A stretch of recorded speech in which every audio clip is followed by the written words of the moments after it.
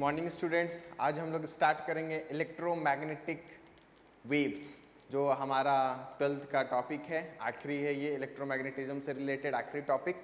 हम लोगों ने प्रीवियसली मैग्नेटिक के effect due to electric current, magnetism पूरा देखा, फिर उसके बाद ईएमआई देखें, और फिर ये चैप्टर है जो इलेक्ट्रोमैग्नेटिक वेव से हमें पढ़ना है। बेसिकली नाम से ही क्लियर हो रहा है क्या, electromagnetic waves means electric field और मैग्नेटिक फील्ड।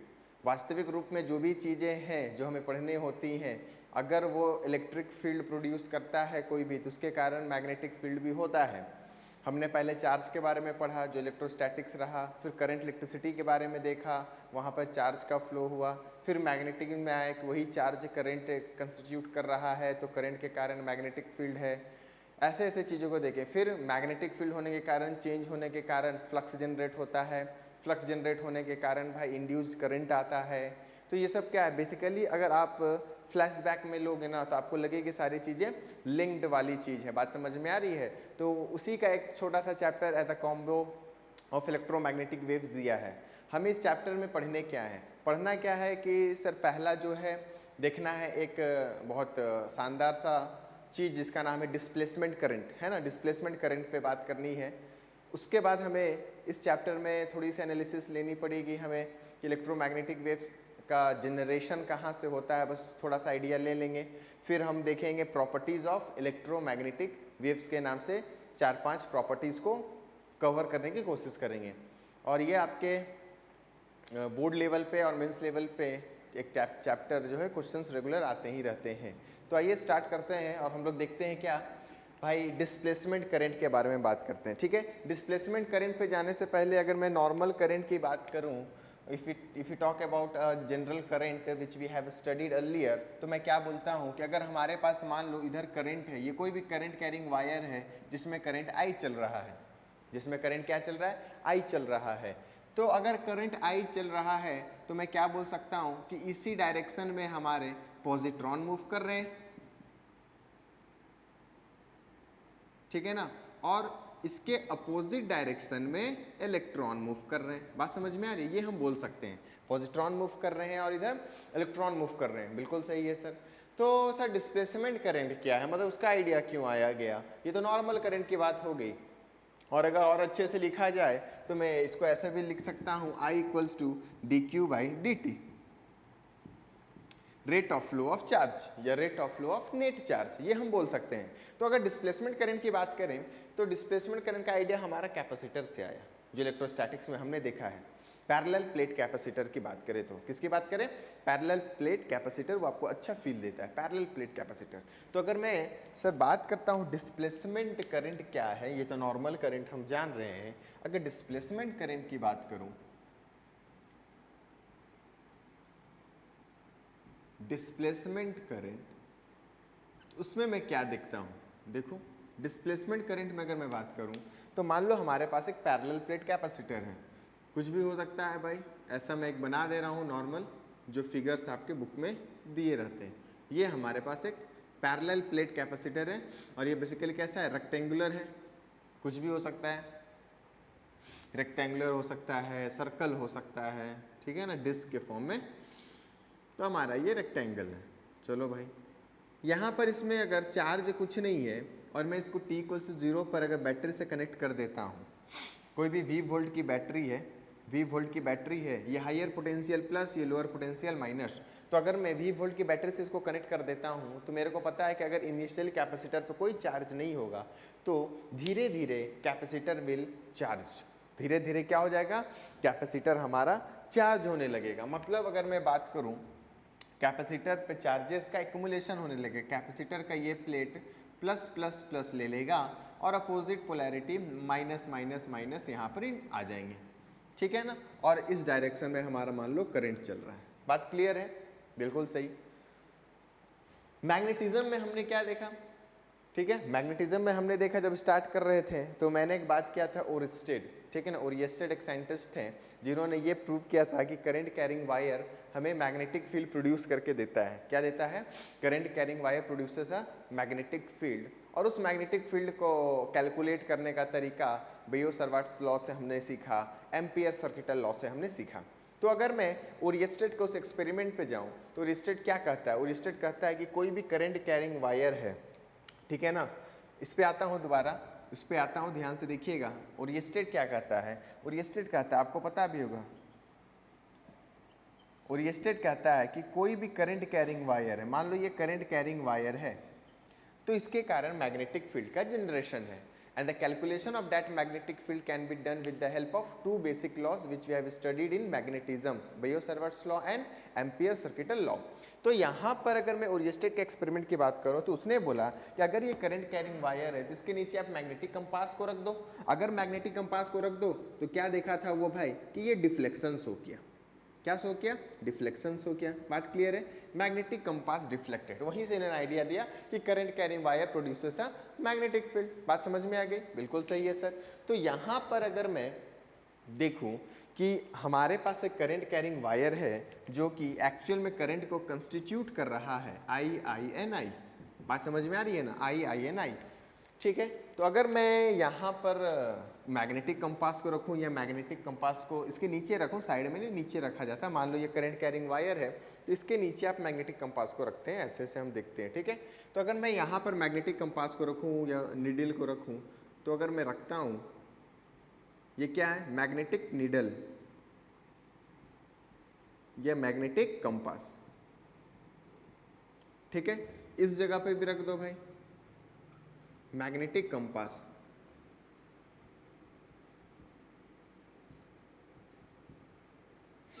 और इधर कहीं पे भी रख दो ना, उसमें क्या है, सब जगह रख दो जहां मन मर्जी। तो ये है मैग्नेटिक कंपास का पोजीशन।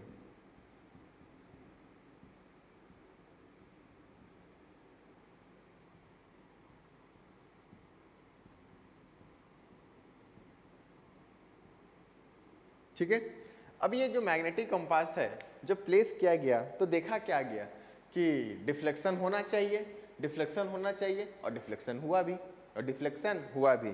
यहाँ पर भी क्या हुआ? डिफ्लेक्शन हुआ, डिफ्लेक्शन हुआ, बिल्कुल सही है। यहाँ पर भी डिफ्लेक्शन हुआ, इस जगह भी डिफ्लेक्शन हुआ, ठीक है। यहाँ पर भी डिफ्लेक्शन हुआ, सभी जगह डिफ्लेक्शन हुआ भाई, और होना भी चाहिए, हम जानते हैं इससे, ठीक है ना। ओरिएस्टेड का ये एक्सपेरिमेंट ने जो प्रूफ किया था। लेकिन इस बीच में एक जगह और कंपास को रखा गया। कहाँ रखा गया भाई? कंपास को यहाँ पे रखा गया, इसके रीजन में रखा गया, यहाँ पर रखा गया मैग्नेटिक कंपास, और देखा गया कि यहाँ पर भी डिफ्लेक्शन हुआ है, यहाँ पर भी क्या हुआ है? डिफ्लेक्शन हुआ है भाई। ये लो, प्लेट्स के बीच में मैग्नेटिक कंपास को रखा गया तो वहाँ पर क्या देखा गया? डिफ्लेक्शन हुआ। अब बात आई कि सर यहाँ पे तो करंट है ही नहीं, यहाँ पे तो करंट है ही नहीं, यहाँ पर क्या हो रहा है? यहाँ पर हमें अगर कोई बॉक्स बना दिया जाए, अगर मैं इसको क्लोज कर देता, मैं ऐसे इसको हाइड कर देता, मान लो ऐसा हमें हाइड कर देता इस तरीके से, ठीक है। अगर मैं ऐसे हाइड कर देता तो आपको क्या पता चलता है कि इसके बीच में पैरेलल प्लेट कैपेसिटर है या नहीं है, या कनेक्टिंग वायर? आपको कुछ नहीं पता चलता। आपको लगता कि अगर करंट यहाँ से यहाँ जा रहा है तो बीच में कैपेसिटर है कि नहीं है, लेकिन इतना तो मैं कंफर्म बोल सकता हूँ, बीच में करंट कैरिंग वायर होगा, जहाँ से वो कनेक्शन है भाई, तभी तो करंट फ्लो कर रहा है। लेकिन जब हटा के फिगर देखोगे तो यहाँ पे तो भाई करंट कैरिंग वायर है ही नहीं, वो तो ओपन ऐसा सेपरेटेड है भाई ये डिस्टेंस दी, तो फिर करंट फ्लो हो रहा है। तो होने का कारण देखा गया कुछ और, कि यहाँ पर सर इंड्यूस चार्ज आ रहे हैं, प्लस का एक्यूमुलेशन हो रहा है, चार्ज का इंडक्शन हो रहा है, तो यहाँ पर करंट यहाँ से यहाँ कैसे पहुँच रहा है? तो यहाँ पर डिफ्लेक्शन हुआ भाई, यहाँ पे क्या हुआ? डिफ्लेक्शन हुआ, और उसी जगह पे बोला गया कि अगर डिफ्लेक्शन है तो यहाँ पर करंट है, तभी तो डिफ्लेक्शन हुआ, क्योंकि करंट होगा तभी डिफ्लेक्शन होता है, ये है। और जो चीज़ हमें दिख नहीं रहा है, जिस करंट के कारण ये डिफ्लेक्शन हो रहा है, उसी करंट का नाम दिया गया क्या भाई? डिस्प्लेसमेंट करंट टाइप की चीज़। कौन सा करंट? Displacement current. अगर मैं इसको टोटल करंट बोलूँ या कंडक्शन करंट बोलूँ, तो यहाँ पर जो करंट जो है, जो दिख नहीं रहा है, जो है एक्चुअल में ऐसे है नहीं, लेकिन जो बात की गई वो है डिस्प्लेसमेंट करंट, ठीक है। तो डिस्प्लेसमेंट करंट का यहाँ से आइडिया निकला। फिर मैं बात करता हूँ पीछे के चैप्टर में, जहाँ पे हमने एम्पियर सर्किटल लॉ पढ़ा। एम्पियर सर्किटल लॉ में हमने देखा था कि जो बेसिक सा लॉ क्या कहता है लाइन इंटीग्रल जो है क्लोज लूप में, ठीक है ना, वो किसके बराबर होना चाहिए, बी डॉट डी एल का, वो होना चाहिए म्यू नॉट आई इनक्लोज्ड, जितना भी वो करंट को इनक्लोज कर रहा है। तो अगर मैं एम्पियर सर्किटल लॉ लूँ, एम्पियर सर्किटल लॉ, अगर मैं इसके बारे में बात करता हूँ, तो अगर कोई भी करंट कैरिंग वायर है जिसमें करंट आई जा रहा है और इसमें मैं अगर एक एम्पीरियन लूप बना देता हूँ इस तरीके से, ठीक है ना, एम्पीरियन लूप बना देता हूँ, तो अगर मैं लिखूँ ना five B dot D L, five B dot D L, ये किसके बराबर हो जाएगा, mu naught I enclosed, mu naught I enclosed, ठीक है ना, 5b dot D L equals to mu naught I enclosed के बराबर ये हो जाता है, ये हम जानते हैं। तो अगर मैग्नेटिक फील्ड है तो करंट है, या करंट है तो मैग्नेटिक फील्ड है, आई इनक्लोज्ड दिख रहा है ना, ठीक है। यहाँ से अगर इस एक्सप्रेशन से मैं समझना चाहूँ तो B होगा तो I होगा, अगर I है तो B होगा, I जीरो तो B जीरो, ऑब्वियस सी बात है भाई, आई इनक्लोज्ड की वैल्यू जीरो तो B जीरो। यहाँ पर अगर मैं देखूं तो भैया यहाँ पर तो आई नहीं है, आई नहीं है, ठीक है ना, इस फॉर्मूला पे अगर बात करूं तो आई तो यहाँ नहीं है, तो बी जीरो होना चाहिए। अगर बी जीरो होना चाहिए तो भाई ये डिफ्लेक्शन नहीं शो करना चाहिए, क्योंकि मैग्नेटिक फील्ड होगी तभी तो डिफ्लेक्शन होगा, लेकिन तो ये तो डिफ्लेक्ट कर रहा है। अगर ये डिफ्लेक्ट कर रहा है तो यहाँ पर बी है, अगर यहाँ पर बी है तो यहाँ पे करंट भी होगा, तो लेकिन यहाँ तो करंट दिखता नहीं है, तो ये लॉ तो फिर गलत हो जाती है। तो ये लॉ गलत नहीं है, ये लॉ इनकम्प्लीट वाली चीज़ है। ये कैसी है, इनकम्प्लीट। एक्चुअल में जो देखा गया, जो हमारा जो निकल के आएगा ना एम्पियर सर्किटल लॉ लिखने का तरीका, अभी तक हमें इसकी ज़रूरत नहीं थी, इसलिए हम नहीं लिखते थे, लेकिन इस चैप्टर में हमें वो चीज़ें सीखनी है कि कहाँ कहाँ ये वैलिड होता है कम्प्लीटली। तो 5b डॉट डी एल की अगर मैं बात करूँ ना, तो mu naught I enclosed, mu naught I enclosed तो होगा ही, प्लस यहाँ पर होगा mu naught times I D, mu naught times I D. और ये जो आई डी है ना, इसी को बोला गया है क्या, डिस्प्लेसमेंट करंट। इसको क्या बोला गया है, डिस्प्लेसमेंट करंट, डिस्प्लेसमेंट करंट। ये वाला जो करंट है आई इनक्लोज्ड है, या आपको कंडक्शन करंट के नाम से भी जाना जाएगा, कंडक्शन करंट। बात समझ में आ रही है, कंडक्शन करंट, ऐसा डिस्प्लेसमेंट करंट और कंडक्शन करंट, और यही वो फॉर्मूला है जो वैलिड है। अब जहाँ पर हमें डिस्प्लेसमेंट करंट नहीं रहता है, वहाँ पर ये जीरो हो जाता है टर्म, ये पूरी क्वांटिटी विल वैनिशेस आउट। जहाँ पर डिस्प्लेसमेंट करंट नहीं है, क्योंकि ये लॉ तो भाई फिजिक्स का कोई भी लॉ है तो वो तो सभी जगह वैलिड होगा ना फिजिक्स का, ठीक है ना, ये लॉ तो सभी जगह लगेगा। तो लग कौन सा रहा है, एक्चुअल में जो लग रहा है ये लग रहा है, क्योंकि जो पीछे हमने फॉर्मूला पढ़ा या हमने जहाँ पे लगाए इनफाइनाइटली करंट कैरिंग वायर के कारण मैग्नेटिक फील्ड निकालना, सोलोनॉइड के कारण मैग्नेटिक फील्ड निकालना, ठीक है ना, किसी के कारण भी जो निकालें, वहाँ पर हमें कंडक्शन ही करंट दिया हुआ था, एक्चुअल में करंट थी, वहाँ पर डिस्प्लेसमेंट करंट की वैल्यू जीरो थी, इसीलिए ये टर्म जीरो हो रहा था।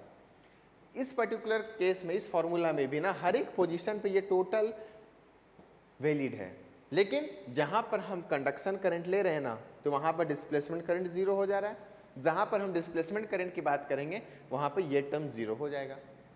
तो हमारा फॉर्मूला फिटूस बैठेगा, एकदम फिट वाला। बात समझ में आ रही है। तो ये बेसिक्स आइडिया है डिस्प्लेसमेंट करंट के लिए, इसको कॉपी कर लो। फिर हम लोग इसका एक्सप्रेशन निकालने की कोशिश करते हैं कि डिस्प्लेसमेंट करंट किस चीज़ का नाम है, किसको हम उसको रिप्रेजेंट कर सकते हैं, how can we represent that displacement current. Copy it down, हो गया, आगे बढ़ते हैं ना। तो यहाँ पर सर डिस्प्लेसमेंट करंट कैसे जनरेट हुआ, क्या क्या कंडीशन था हमने देखा, और उसी की वैल्यू निकालने की कोशिश कर रहे हैं। मतलब changes magnetic field produces induced current, पहली बात है ना, मैग्नेटिक फ्लक्स आएगा तो इंड्यूस करंट। उल्टा भी कह सकते हैं हम कि अगर करंट चेंज हो रहा है, ठीक है ना, और इंड्यूस करंट है या डिस्प्लेसमेंट करंट है, उसके कारण हमें मैग्नेटिक फील्ड जनरेशन होगा, जो हो भी रहा है। बात समझ में आ रही है कि नहीं आ रही है, ठीक है। सब अपने हिसाब से लिखना है एग्जाम में, है ना, जब भी आएगा एक्सप्लेन करने तो अच्छे से लिख देना है, ठीक है। चलो आगे बढ़ते हैं, डिस्प्लेसमेंट करंट। अब देखो कैपेसिटर का जो प्लेट था वो रब हो गया है, मैं फिर से ड्रॉ कर दे रहा हूँ। अगर मैं कैपेसिटर की प्लेट की बात करूँ तो हमारे पास था ना कैपेसिटर के प्लेट्स, सिर्फ मैं प्लेट को बना दे रहा हूँ और कुछ नहीं। हालांकि आपको पता है चीज़ें, हमने कैपेसिटर में देखा है, पढ़ा भी है, ठीक है ना। तो अगर मैं बात करता हूँ इस कैपेसिटर के प्लेट्स को जो मैंने लिया था, तो ये तो भाई फुली चार्ज हो जाएगा ना, प्लस प्लस प्लस प्लस का एक्युमुलेशन हो जाएगा और यहाँ पे minus minus minus opposite polarity आ जाएगी, ठीक है। तो मैं क्या जानता हूँ कि जब प्लस से माइनस की तरफ जाते हैं तो इलेक्ट्रिक फील्ड का क्या हो जाता है भाई, डायरेक्शन आ जाती है चार्ज का एक्युमुलेशन, और इलेक्ट्रिक फील्ड क्या होगी, समय के साथ बिल्डअप करेगी, समय के साथ क्या होगी, स्ट्रांग होती जाएगी, क्योंकि इनिशियली एक चार्ज जाएगा, 2 चार्ज, 3 चार्ज, 5 चार्ज, 6 चार्ज, फिर लास्ट में फुली चार्ज हो जाएगा, तो इलेक्ट्रिक फील्ड क्या हो जाएगी, स्ट्रांग हो जाएगी, डेवलप। तो मैं यहाँ पर अगर इलेक्ट्रिक फील्ड लाइंस की बात करूँ तो कुछ इस तरीके का है भाई, ठीक है ना। ये इलेक्ट्रिक फील्ड हमारा यहाँ पर इस रीजन में डेवलप्ड है, बिल्कुल सही। अगर मैं इसको प्लेट 1 बोल देता हूँ, क्या बोल देता हूँ, प्लेट 1। अगर इसको मैं प्लेट 2 बोल देता हूँ, क्या बोल देता हूँ, प्लेट 2, तो ऑब्वियस सी बात है दोनों के कारण इलेक्ट्रिक फील्ड का डायरेक्शन सेम आ जाएगा। इलेक्ट्रिक फील्ड अब तुम्हें पता होगा सिग्मा बाई 2 एप्सिलॉन नॉट हमने पढ़ के रखा है। तो अगर मैं E1 की बात करता हूँ, electric field due to plate 1, electric field due to plate 1, electric field due to plate 1 की बात करता हूँ तो क्या लिखोगे, sigma by 2 epsilon naught, where sigma is the surface charge density. What is the value of sigma? Sigma is the surface charge density. बिल्कुल सही sir. अगर मैं electric field due to plate 2 की बात करता हूँ, इसको बोलते हैं E2, इसकी बात क्या हो जाएगी sir, electric field due to A2, electric field की वैल्यू ड्यू टू प्लेट 2, इसमें भी आ जाएगा सिग्मा बाई 2 एप्सिलॉन नॉट। बोलो क्लियर है। अब नेट डायरेक्शन बात करेंगे तो भाई वेक्टर क्वांटिटी, यहां पर अगर कोई भी चार्ज ले लो, E1 सर इधर आ जाएगा, बिल्कुल सही सर, E2 के कारण वो भी इधर आ जाएगा, बिल्कुल सही। तो E नेट लिखेंगे, क्या लिखेंगे, E नेट। तो E नेट अगर बात करें जिसको हम कैपिटल E अगर बोलना चाहें तो वो E1 प्लस E2 के बराबर हो जाएगा, क्योंकि डायरेक्शन सेम आ गया, दोनों को सिंपली हम जोड़ सकते हैं, same direction, we can add it like a scalar function, ठीक है। तो E1 प्लस E2, अब आपको पता है कि E1 प्लस E2 क्या दे देगा, तो यहाँ पे लिखूंगा sigma by 2 epsilon not plus sigma by 2 epsilon naught. तो E की वैल्यू आ जाएगी कि ये कितनी हो जाएगी, 2 सिग्मा बाई 2 एप्सिलॉन नॉट।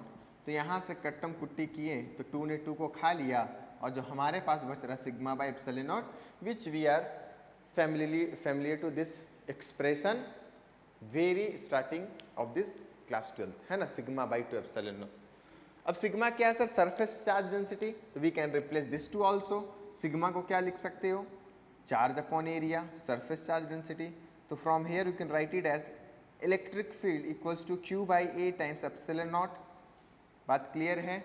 तो यहाँ से क्या आ जा रहा है भाई साहब, यहाँ से हमें कुछ अगर मैं इसको करेक्ट करना चाहूँ तो हमें मिलेगा सर Q की वैल्यू पे बात करूँ, Q की वैल्यू पे बात करूँ, क्योंकि हमें करंट तक पहुँचना है, क्या पहुँचना है, करंट तक पहुँचना है। तो Q की वैल्यू की बात करूँ तो E A एप्सिलॉन नॉट हो जाएगा। तो Q हो जाएगा सर E A को क्लबिंग कर दो और एप्सिलॉन नॉट, क्या E इंटू एरिया, मतलब इलेक्ट्रिक फील्ड इंटू एरिया, क्या हमें फ्लक्स का देता है ज्ञात, बिल्कुल सही सर, क्या हमें फ्लक्स का देता है, हाँ। और कौन सा फ्लक्स, तो इलेक्ट्रिक फ्लक्स। तो इसको हम बेसिकली क्या लिख सकते हैं सर, ये जो क्वांटिटी है ये है इलेक्ट्रिक फ्लक्स, ये है क्या, इलेक्ट्रिक फ्लक्स। बात समझ में आ रही है। तो यहाँ से मैं Q को क्या लिख दूंगा, Q को लिख दूंगा phi of electric flux into epsilon naught. बात क्लियर है, phi of electric flux into epsilon naught. तो अगर मेरे को करंट चाहिए था ना सर, तो मैं क्या करूँगा, टाइम के रिस्पेक्ट में डिफ्रेंशिएट कर दूंगा। तो dQ बाई dt की वैल्यू जो आपको दिखेगी वो I के बराबर, और ये दिखेगा कितना, d by D T of phi of electric into epsilon naught. और यही वो एक्सप्रेशन है जिसको बोलते हैं डिस्प्लेसमेंट करंट, ठीक है ना, ID।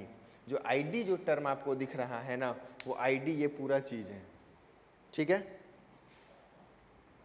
कहाँ चला गया यार, डस्टर यहाँ है, चलो। तो ID पे अगर आ गए तो सर यही है वो डिस्प्लेसमेंट करंट का खोज जो हमें करना था। तो बेसिकली जो आपको मिलेगा, आपको क्या मिल जाएगा, you can write it as ID equals to D phi E by D T, ID equals to D phi of E by D T into epsilon naught. मतलब phi B dot D L का जो expression है ना, phi B dot D L का expression को आप लिख सकते हो म्यू नॉट आई कंडक्शन, ठीक है ना, या आई इनक्लोज्ड ही लिख दो, आई इनक्लोज्ड या कंडक्टिंग करंट लिखते हैं, I enclosed plus mu naught I D, I D को हम क्या लिखेंगे sir, D phi E by D T, D phi E by D T times epsilon naught. लो भाई साहब, यही वो एक्सप्रेशन है कंप्लीटली यहाँ पर जो लॉ कहता है, ठीक है ना। और इसी के वजह से हमें डिस्प्लेसमेंट करंट अगर प्रूफ करने आया एग्जाम में तो आपको ये पूरी कहानी करनी पड़ेगी। आई होप कि आपको समझ में आ गया होगा। ये जो टर्म है सर, इसी को बोलते हैं आईडी, है ना, आईडी डिस्प्लेसमेंट करंट। तो आई होप कि आपको समझ में आ गया होगा डिस्प्लेसमेंट करंट कहाँ से सोचा गया, उसका एक्सप्रेशन कैसे हमने जनरेट किया और किस तरीके से हम ये बता सकते हैं कि मेरा जो चार्ज अक्रॉस एक्यूमुलेशन हो रहा है वहाँ पर हमें क्या मिल रहा है, हमें इलेक्ट्रिक फील्ड मिल रही है और उसके कारण करंट है जो कि हमें दिख नहीं रहा है, ठीक है ना। उसकी वैल्यू क्या है, तो उसकी वैल्यू ये बोर्ड्स में आता है। आई होप कि आपको ये डेरिवेशन समझ में आ गया होगा। कॉपी कर लीजिए इसको, फिर आगे बढ़ते हैं हम लोग, ठीक है ना। चलो, ये हो गया आपका डिस्प्लेसमेंट करंट पे बात। अब जो इलेक्ट्रोमैग्नेटिक वेव्स जो निकला ना, वो एक्सप्लेन हमारे हर्ट्स ने किया था। किसने किया था, हर्ट्स ने।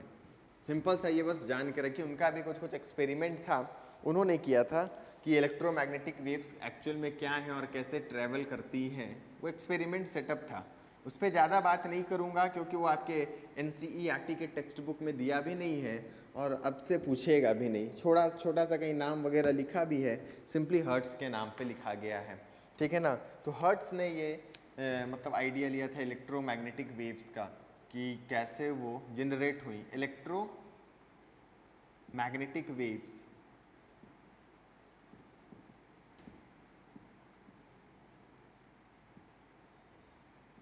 जो आइडिया दिया किसने दिया, हर्ट्स, ठीक है ना। और एक इनके नाम पर एक्सपेरिमेंट भी था जिसे बोलते हैं हर्ट्स एक्सपेरिमेंट, ठीक है ना। ये आपके सिलेबस में खाला हासा की है नहीं, लेकिन फिर भी कहीं पूछा तो आपको ध्यान में रखना है। उनका जो सेटअप था एक सिंपल सा सेटअप था। यहाँ पर आपको इंडक्शन कॉइल था, इंडक्टर टाइप की चीज़ लगी हुई थी यहाँ पर,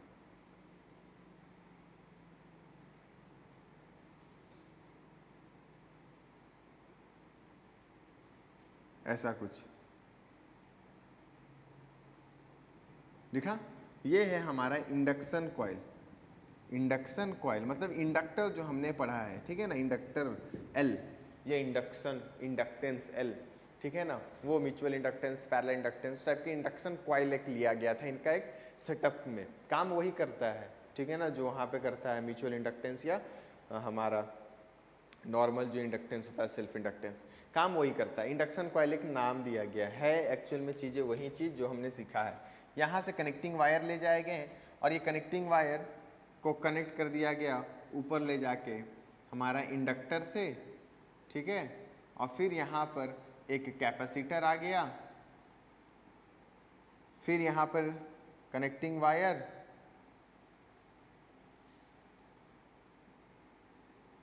फिर ये कैपेसिटर आ गया और ये ऐसे कनेक्टेड हो गया, ठीक है, इस तरीके का। अगर इस तरीके का ये एक सेटअप लिया गया तो इसमें देखा क्या गया था ना कि जब करंट भेजा गया तो ये बेसिकली कैपेसिटर है। ये कोई भी कैपेसिटर हो सकता है, ये कैपेसिटर है, ये कैपेसिटर है, ये भी कैपेसिटर है, ऑल दीज आर कैपेसिटर, ठीक है। अब यहाँ से करंट मान लो जा रहा है, यहाँ से करंट आ रहा है और ये कैपेसिटर मान लो हमारा, मान लेते हैं कि ये हमारा पॉजिटिवली चार्ज हो गया है, ये नेगेटिवली चार्ज हो गया है, ठीक है। ये हमारा इंडक्टेंस होता है, क्या होता है, इंडक्टेंस, ऐसा, ठीक है। मेटालिक प्लेट से बेसिकली है ना, ये क्या है, मेटल रॉड्स और कुछ नहीं है, मेटल रॉड्स, मेटल रॉड्स।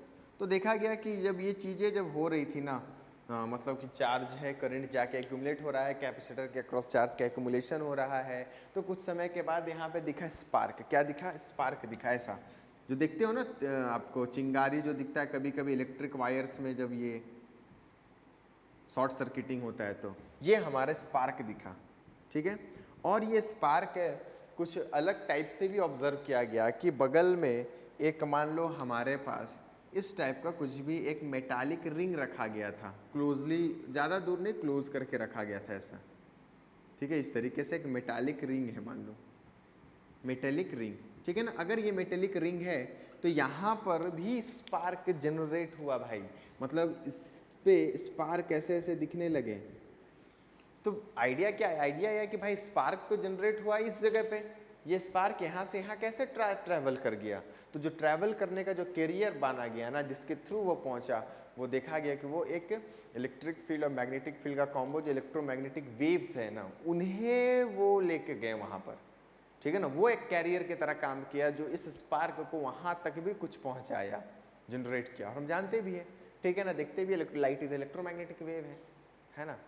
तो इस तरीके से यहाँ पर स्पार्क दिखे और ये एक्सपेरिमेंट हमारा क्या हुआ, फिर कंफर्म किया कि इलेक्ट्रोमैग्नेटिक वेव्स ही हैं जो जनरेट हो रही हैं और वही सारी चीज़ें कहानी करती हैं, ठीक है ना।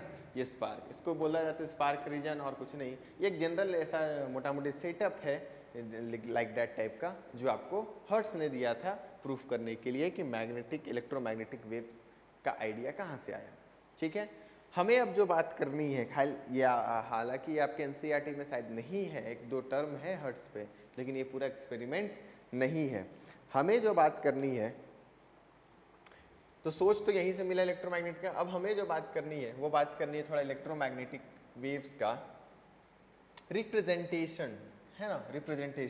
रिप्रेजेंटेशन ऑफ इलेक्ट्रोमैग्नेटिक वेव, अगर ग्राफ के टर्म्स में देखें तो कैसे रिप्रेजेंट करते हैं इलेक्ट्रोमैग्नेटिक वेव को, ठीक है ना।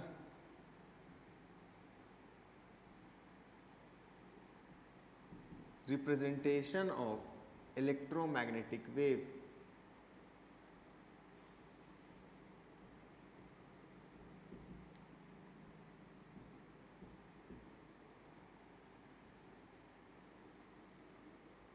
ठीक है। रिप्रेजेंटेशन ऑफ इलेक्ट्रोमैग्नेटिक वेव, उसको देख लेते हैं रिप्रेजेंट करके। मान लो हमारे पास एक्स वाई जेड है, मान लो ये वाई एक्सिस है, इधर हमारे पास जेड एक्सिस है और इधर हमारे पास एक्स एक्सिस है, ठीक है। एक्स वाई जेड मैंने बना दिया। तो अगर देखोगे रिप्रेजेंटेशन, तो बेसिकली क्या होता है, अगर हमारे पास इलेक्ट्रिक फील्ड एक्स डायरेक्शन में है, मैग्नेटिक फील्ड वाई डायरेक्शन में, इस तरीके से इलेक्ट्रिक, मान लो इधर एक्स है, इधर एक्स डायरेक्शन, ऊपर में वाई डायरेक्शन, ठीक है ना, इस तरीके से ऊपर में वाई डायरेक्शन, ये एक्स डायरेक्शन, ऊपर में वाई डायरेक्शन। तो जो वेव है ना ऐसा चलता है, इलेक्ट्रिक फील्ड ऐसे चल रही है, मैग्नेटिक फील्ड ऊपर चल रही है, और जो एनर्जी जो ट्रैवल कर रही है वो सामने कर रही है। ये है हमारा इलेक्ट्रोमैग्नेटिक वेव। देखो electric field, magnetic field and wave आगे बढ़ रहा है, आगे बढ़े चलो, ठीक है ना, इस तरीके का इलेक्ट्रिक फील्ड, मैग्नेटिक फील्ड, और ये आगे चल रहा है इस तरीके से। तो ये है हमारा क्या, रिप्रेजेंटेशन ऑफ इलेक्ट्रोमैग्नेटिक वेव। तो अगर मैं यहाँ पर दिखाऊँ ना रिप्रेजेंटेशन, तो आप देख लो कि सर एनर्जी है, मान लो आगे चल रही है, इलेक्ट्रिक फील्ड को मैं वाई एक्सिस में ले लूँ, तो इलेक्ट्रिक फील्ड अगर मैं वाई एक्सिस में ले लूँ तो कुछ इस तरीके से जा रहा है वेव हम जानते हैं ना भाई, ठीक है, इलेक्ट्रिक फील्ड। फिर अगर मैं बात कर लेता हूँ सर मैग्नेटिक फील्ड को ले लो जेड डायरेक्शन में, अगर मैं मैग्नेटिक फील्ड को जेड डायरेक्शन में लेता हूँ तो ये हो गया भाई मैग्नेटिक फील्ड, ठीक है, मैग्नेटिक फील्ड। बात समझ में आ रही है? तो ऐसे ये चीज़ें चलती रहती है। फिर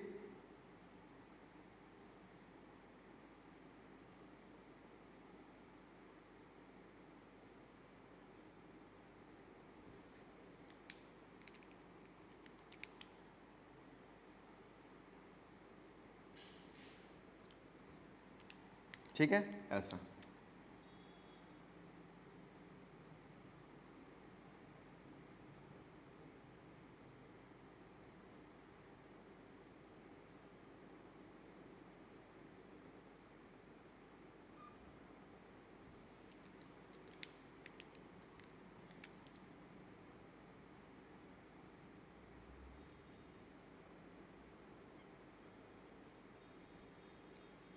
कुछ इस टाइप की चीज़ें चलती हैं, ठीक है ना, दिख रहा है ना।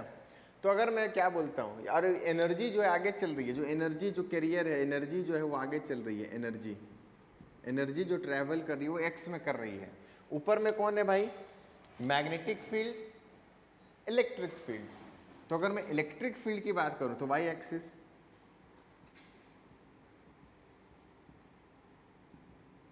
इलेक्ट्रिक फील्ड हमारा किधर है sir? Y axis, positive negative जो भी हो। सर मैग्नेटिक फील्ड की बात करो,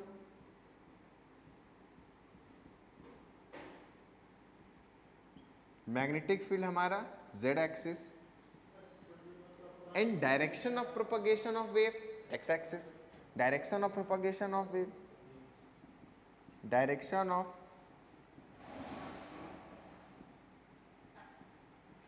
ऑफ प्रोपगेशन ऑफ वेव वो किधर है हमारा? वो x एक्सिस है, ठीक है ना, direction of propagation of wave. तो अगर इसको देखोगे तो आप ऐसे करके आपको ड्रॉ किया हुआ रहता है,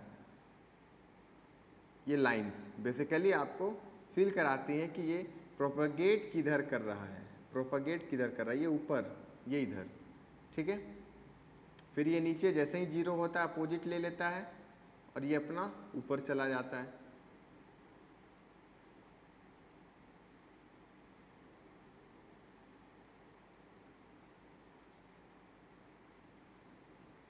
ये ऊपर नीचे होता है और ये भाई साइड बाय साइड चलता है ना, z एक्सिस ऐसा।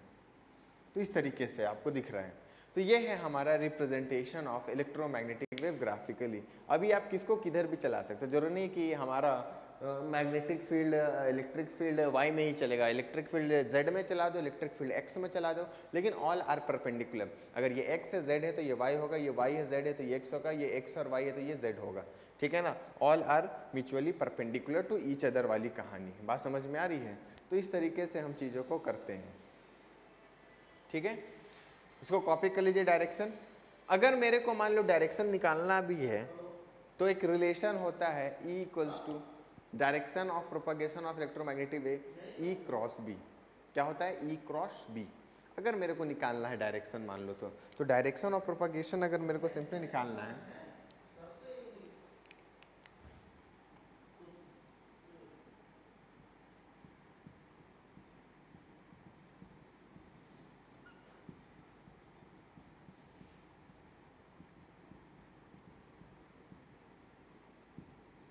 तो direction of propagation of wave simply मैं निकाल लूंगा E क्रॉस B से।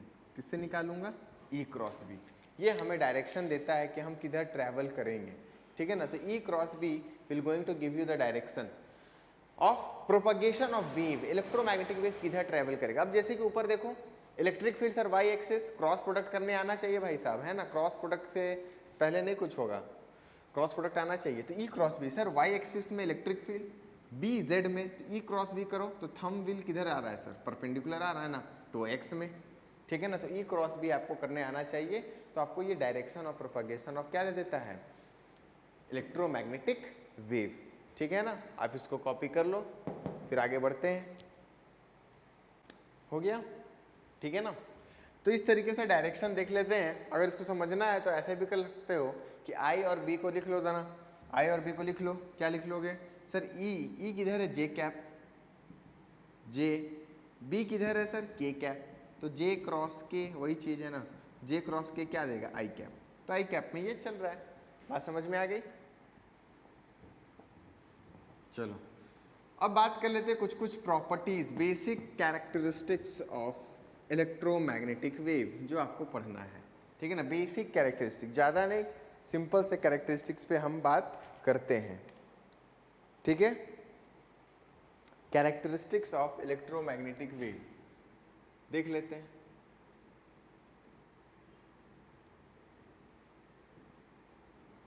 Characteristics of electromagnetic wave.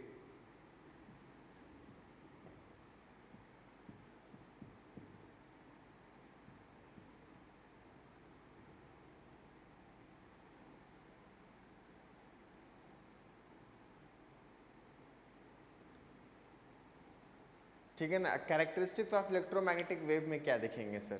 पहला तो बेसिक कैरेक्टरिस्टिक कि जो भी हमारा इलेक्ट्रोमैग्नेटिक वेव जो ट्रेवल करता है ना वो ट्रांसवर्स नेचर का रहता है ना, ठीक है ना। किस नेचर का होता है? अगर पहला लिखना चाहूँ तो ट्रांसवर्स नेचर शो करता है,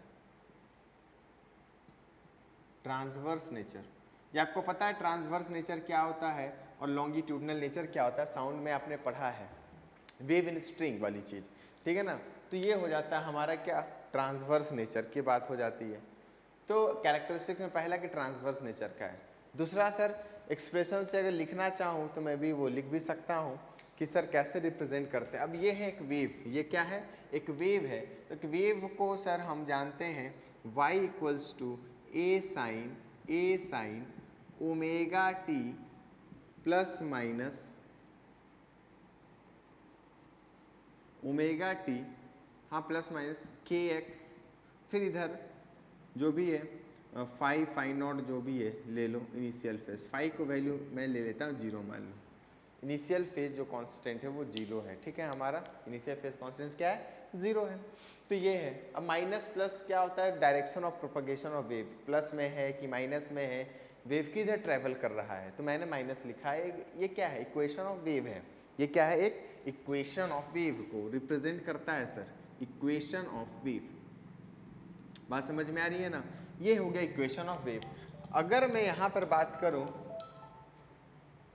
इस जगह पे अगर मैं बात करूं तो मेरे को क्या दिखेगा,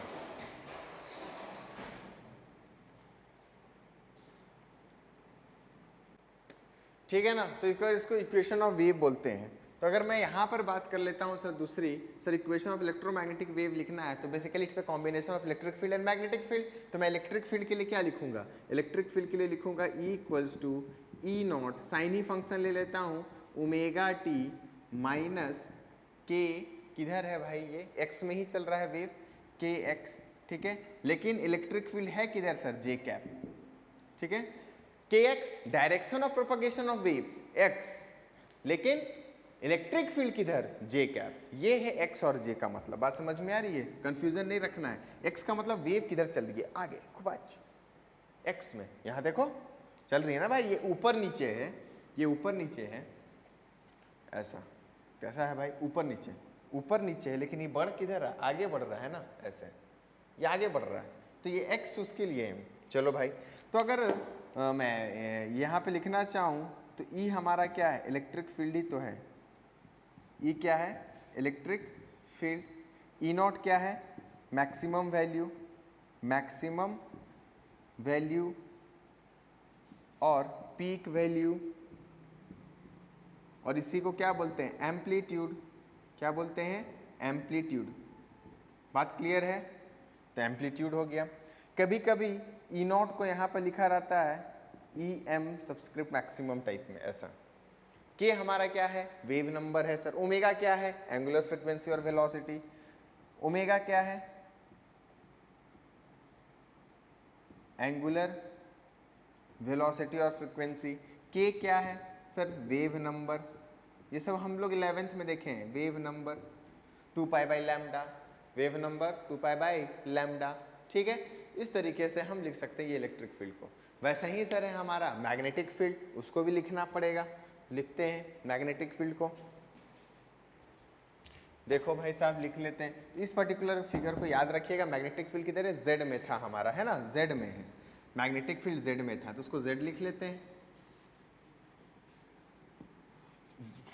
तो मैग्नेटिक फील्ड के लिए अगर मैं लिखना चाहूँ तो सर मैग्नेटिक फील्ड में लिख लूंगा सिंपली जेड के लिए। तो मैग्नेटिक फील्ड लिखूंगा बी से रिप्रेजेंट करते हैं, B naught sine function omega T minus K X, X direction में है, और ये किधर, के कैप, ठीक है, ऐसा। B equals to B naught sine omega T minus K X, K cap. तो ये हो जाएगा हमारा। बात समझ में आ गया।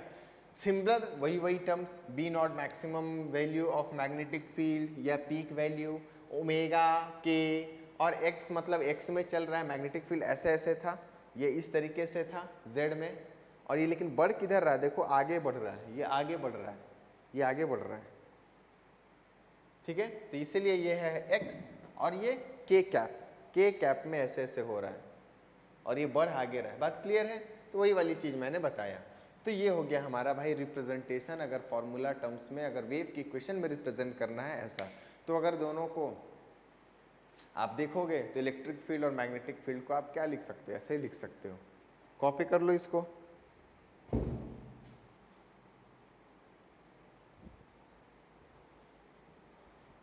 ठीक है, हो गया।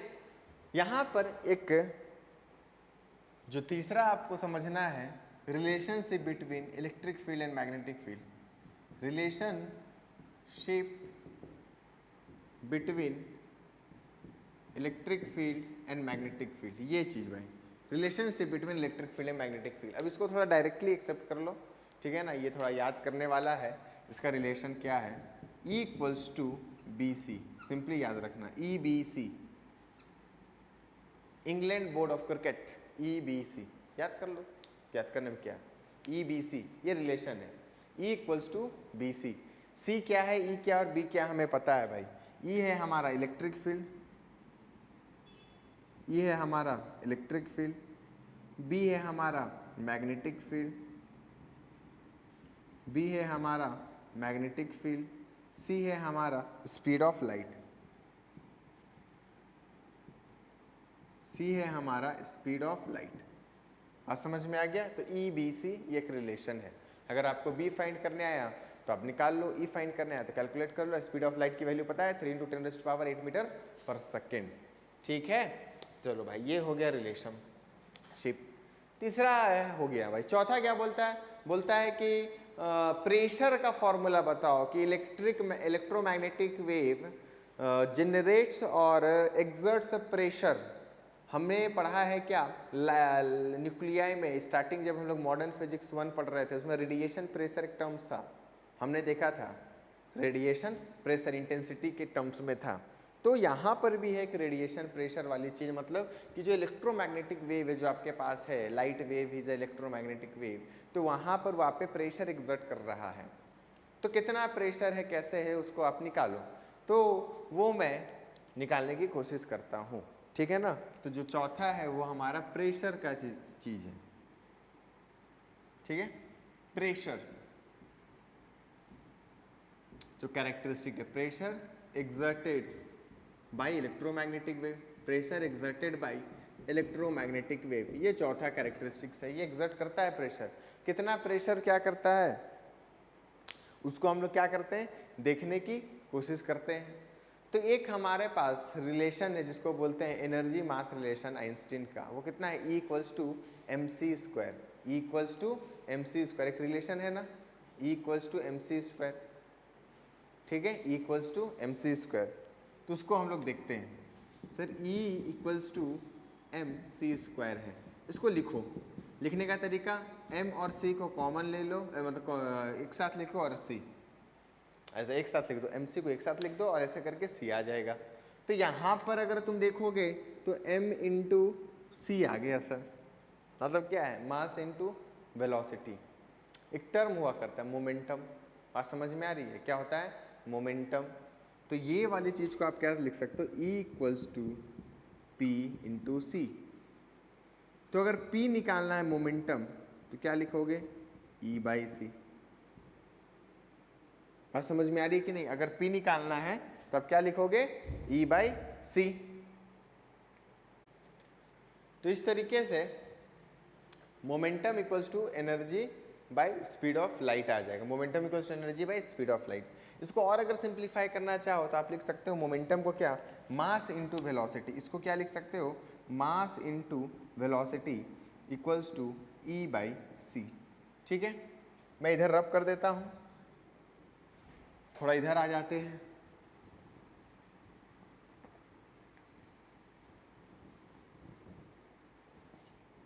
तो अगर मास इंटू वेलोसिटी की बात करें तो मान लेते हैं कि V equals to U plus AT है, कोई भी एक छोटा सा पार्टिकल है इलेक्ट्रोमैग्नेटिक वेव का, इसका ये 0 है, एक्सेलरेशन A है और T है, तो V सिंपली किसके बराबर हो जाएगा, AT के बराबर हो जाएगा। ये हमने माना, ठीक है ना, ये हमने मान लिया कि U 0 होगा उस पर्टिकुलर पार्टिकल का जो छोटे छोटे होंगे, जो इलेक्ट्रोमैग्नेटिक वेव को कंस्टिट्यूट करके आगे बढ़ रहे होंगे। तो अगर मैं यहाँ पे देखता हूँ तो M V की जगह आप AT लिख दो भाई उस पर्टिकुलर एक्सप्रेशन में, equals to E by C। अब MA को एक साथ अगर मैं क्लबिंग करता हूँ और इंटू T रखूँगा तो ये कितना हो जाएगा, E बाई C। बात क्लियर है। तो finally what we are getting is that M into A will going to give you the expression for force, M into A will going to give you the expression for force into time equals to E/c। तो अगर मैं बात करता हूँ force equals to E divided by TC, dividing both side by area, dividing both side by area, तो what will get is pressure equals to E by ATC। आपको पता है T क्या है, A क्या है, C क्या है, P क्या है। P इज द प्रेशर जो हमें चाहिए था भाई, यही है वो प्रेशर जो एग्जर्ट कर रहा है। यहाँ से हमने प्रेशर का एक्सप्रेशन निकालने की कोशिश किया, वो कितना आया ATC, ठीक है। तो electromagnetic wave exerts a pressure by this kind of expression. इस एक्सप्रेशन से हम कैलकुलेट कर सकते हैं कि वो प्रेशर कितना एक्सर्ट कर रहा है, इतना प्रेशर एक्सर्ट करता है। बात क्लियर है, ठीक है ना। This kind of pressure is exerted by the electromagnetic wave. इसको कॉपी कर लो, फिर आगे बढ़ते हैं। यहां तक कॉपी कर लीजिए जल्दी, ये प्रेशर का एक्सप्रेशन इंपॉर्टेंट है, न्यूमेरिकल सॉल्व करने में आ सकता है।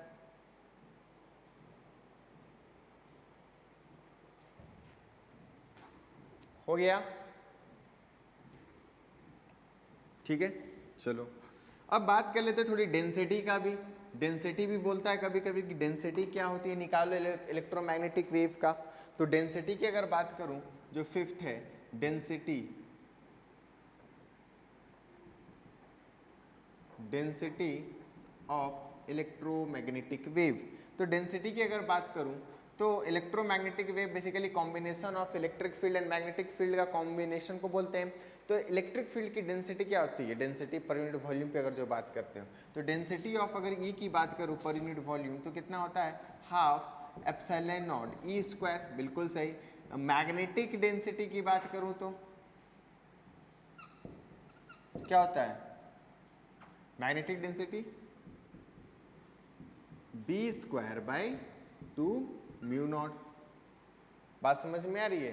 तो टोटल की है, टोटल की जो डेंसिटी है आप सिंपली ऐड कर दो।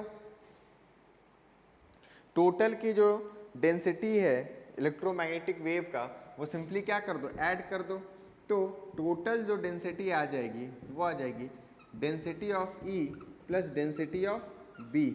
तो ये कितना हो जाएगा, half epsilon not E square plus B square by 2 mu naught. बात क्लियर है। तो ये हो जाएगा भाई टोटल डेंसिटी हमारा, टोटल डेंसिटी। आप इसको ऐसे निकाल सकते हो। तो ये सब वो फॉर्मूले हैं जो आपको न्यूमेरिकल पॉइंट ऑफ व्यू से थोड़ी इंपॉर्टेंट है, क्वेश्चंस करवा दिया जाएगा, परेशान होने की बात नहीं है। अभी आप ये सब थ्योरीज को एक्सेप्ट कीजिए और समझने की कोशिश कीजिए कैसे लिख रहे हैं। ये magnetic field density, electric field density हमने जानते हैं, हम दोनों के बारे में पढ़े हैं, और हम यहाँ पर ये डायरेक्टली इसको क्या कर सकते हैं, यूज कर सकते हैं। कॉपी कर लो।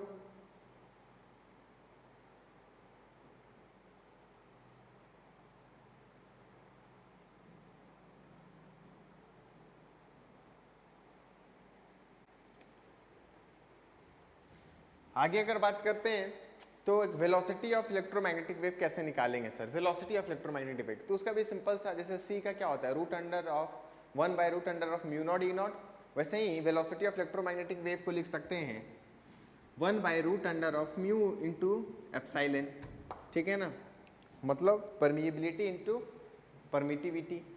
तो अगर वेलोसिटी ऑफ इलेक्ट्रोमैग्नेटिक वेव की बात की जाए, वेलोसिटी ऑफ इलेक्ट्रोमैग्नेटिक वेव, तो कैसे लिखेंगे सर, हमें पता है C होता है 1 by root over mu naught into epsilon naught. Mu naught आपको पता है, परमिटिविटी,